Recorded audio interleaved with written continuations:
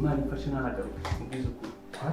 ntagaruke kuko yaramaze gutwara ubwenge ntikita ku muryango mwese muri bamwe ariko iva n'uruzo gicu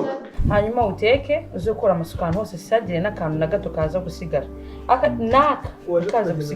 gusigara nese warwaye Yesu gisogeza cyangwa ugiye gusura mu nzu wambare ugira mu mutwe harimo ibiki hagurukamo ibiki mutwe wawe uzarekera ryari ubwo mvuze na nese umuntu urwaye uze kuvuga ibyo nkubwiye kandi uze gukora buri kimwe cyose uko kigomba kuba kimeze murafite murari mutarwaye uvukaye ibyo mvuze ubica amazi oya ibyo kugenda hagarikwa ahangaha bisubiremo wabivuze ubivuze ibi bintu uri bubihamye imbere ya musaza wanjye oya niho bizana imbenda si wowe bimbwiye niho bizana imbenda byihakana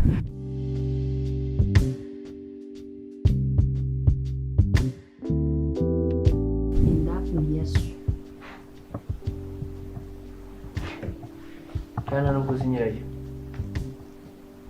reka ndi umugore kandi ubyo ufite amaso wagira ngo nigi batonoye hadashya se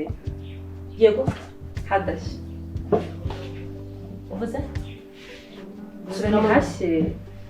naguharatura ku buryo umusaza wanjye ashobora kukureba akabona igisura cyawe cyawe madodo kuko ntimuvukana ko mbona ajyane muvukana reka nturishe itabi ntabwo nkunda ugukunda